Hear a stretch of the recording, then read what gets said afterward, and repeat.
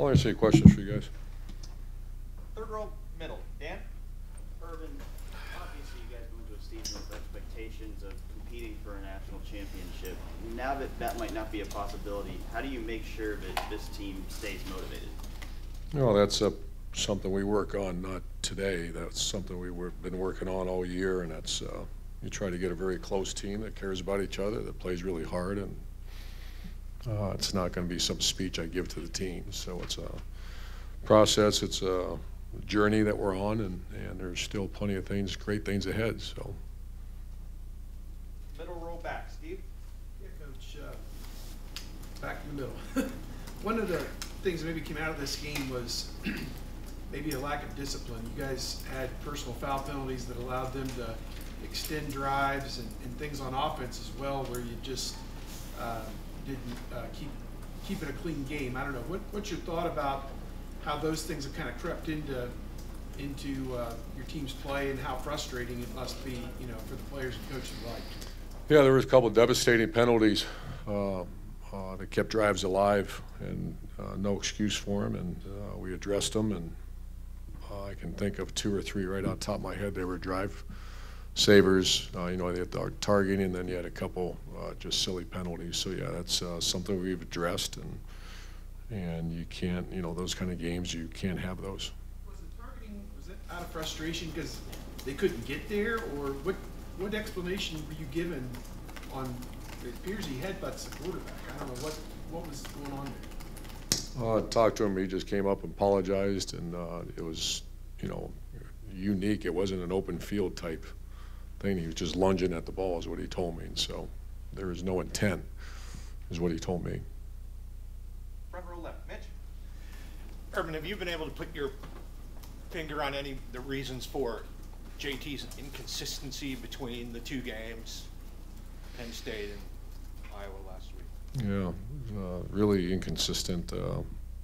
He's been on a nice roll with efficiency, taking care of the football, and that was not normal by him. And so we watched it closely. Obviously, today's a big day to get going on the next game, but I felt like he forced it, especially right before the half.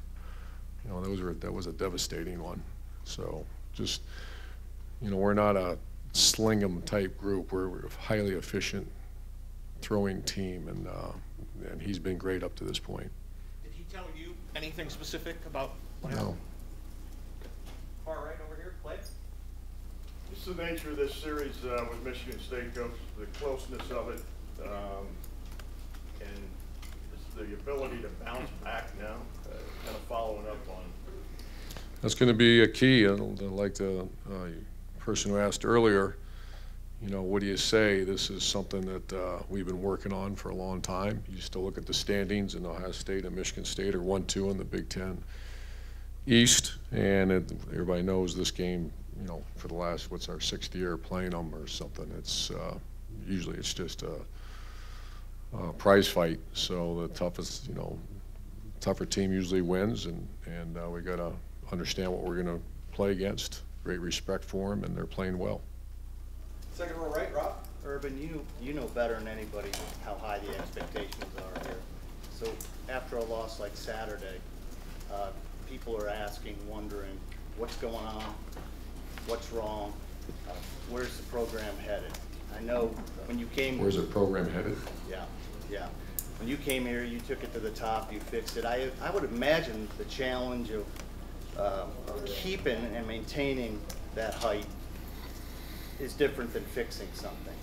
What is there a problem with the? Just got to beat. We're playing Michigan State this week, and we got to really practice well and fix a turnover issue on offense and play a little better on defense. Kicking was much better. Front row right. Bill? When you were down last week this time, you talked about the maturity that your team showed in rallying against Penn State.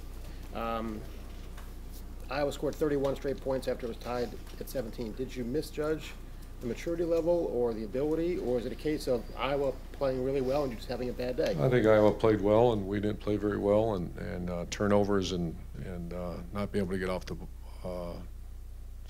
the field on defense caused that game to turn out the way it did. And you were asked this last week about J.K. Dobbins, and you said you don't micromanage. But you've also said in past years that you want to make sure that your top playmakers get the ball a certain amount of times.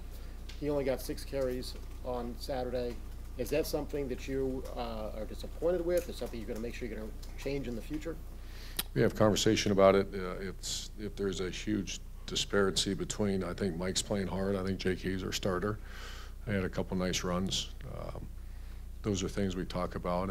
But once again, I think Coach Alford does a nice job. You know, he should have more than 6 carries. But we got behind and started throwing it a lot. Front row right, Austin. Just to follow up on that, Herbert, is it possible that you may start micromanaging that, or why don't you get involved with trying to get JK the ball, if that makes sense? Because I think you have 2 quality tailbacks. I think that JK is going to be a 1,000-yard rusher here pretty soon. And like I said, the way the game materialized in that third quarter, there wasn't a whole lot of runs after that point. And but those are certainly conversations. JK deserves the ball. When you guys had those consecutive injuries on the offensive line that seemed to change things, is the depth still not where you want it on that unit? Not even close. Front row left, Doug. Urban, Iowa did seem to do a good job with their offense, hitting the tight ends, getting you guys in some play action. They found some things that worked, and it seemed like defensively they obviously had scouted you guys well and maybe sniffed out some of the things that you guys had done effectively in your pass game previously. Did they have a better game plan on both sides of the ball than Ohio State did? I think for they this executed their game plan well. You know, I thought the first few drives was, you know, through the first quarter and a half, it was up and down the field, and then we went on a, you know, when that had those injuries in the 17-17 ball midfield, and you feel like you're somewhat controlling the line of scrimmage, our offense I'm talking about, and you know, high-end execution in the pass game, and then it just, you know, a bunch of 3 and outs, and we couldn't get off the field, and then you start panicking on the offense, and that's not good for anybody.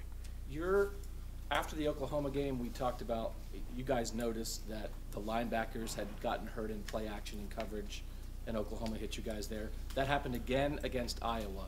When you have something that happens, you think it's fixed, and it happens again, is that a failing of that position group and then of that position coach to allow that to happen again? Sure, it is, and you know, the week before I thought they played very well. They didn't play very well this week.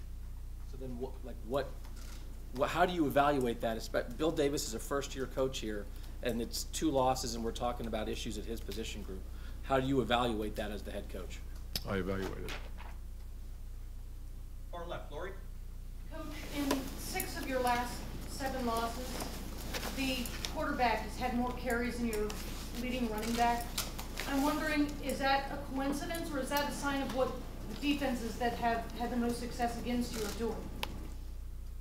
Oh, that's a good question. A lot of times when you're struggling, that's kind of your get out of jail card free. That's I can see that now that you brought that up.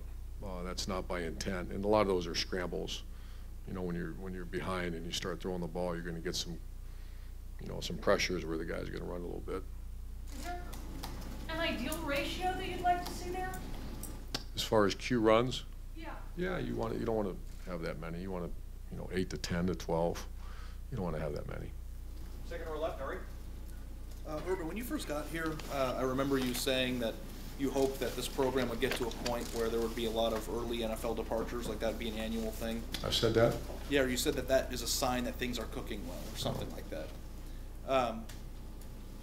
Now that that's kind of come true every year, you guys have guys leaving early in the NFL. Are there challenges that you face in this program other than just the idea of having to replace them on the field? I'm talking about bigger than just every year having to replace them. Sure. I don't remember saying that. I think that's part of the life in the big city, that when you recruit good players and develop them and they play well, that there's chances, great chances. It creates all kinds of issues. When you start talking about as many as we've had, as far as the turnover, as far as keeping that recruiting board fluid, as far as an early signing date, that's going to be all, this is all major numbers game that you have to somehow manage. And, you know, the date, I think, is January something, 15th or 14th, whatever that date is that you find out. Signing date's already been over for a while. Those are all things that are, and we're playing Michigan State, but those are all things that occupy a lot of time. I've had a few questions from readers asking, like, if you felt like that this has become such an NFL factory that it's hard to get complete buy-in from the team in terms of just, you know, players who have been here for a long time, because there's people continually leaving every other year and they're coming here more so to be developed. That's something you got to watch. You got to watch. I mean, that's something that happened to us at Florida a little bit, where, you know, guys, you know, every player that comes to Ohio State has a dream of playing in the NFL, and they should. But you have to, you know, whether it's agents, whether it's people in people's ear, and those are all things you have to have constant conversation with them about. I watch closely. Bill? Urban, this team throws the ball more than any team you've coached in your career statistically. You're running the ball less than you have at any other time since you've been here. We've talked a lot about the passing game. I know you guys have worked hard to become more balanced. Is it possible that in that quest to become a better passing team, you've maybe lost a little bit of your identity as a power running team? Yeah, we discussed that as well. You know, really through about a 6-game run there, we were really nice balance as far as run-pass ratio, throwing for a little bit more than we have. But yeah, that's a much different, you know, makeup right now than when we were heavy. It used to be about a 70% run. It's about 65, about 55-45 now. And then Lori asked you about the quarterback runs. We know when you're running the read, like if they're going to let the quarterback keep it, he should keep it. How do you adjust to make sure when they are doing that, that you still find ways to get the ball into the tailback's hands? That's hard, because that's exactly what Iowa was doing. Those weren't design Q runs. Those were they were going to take the ball out of JK's hands. A lot of those runs.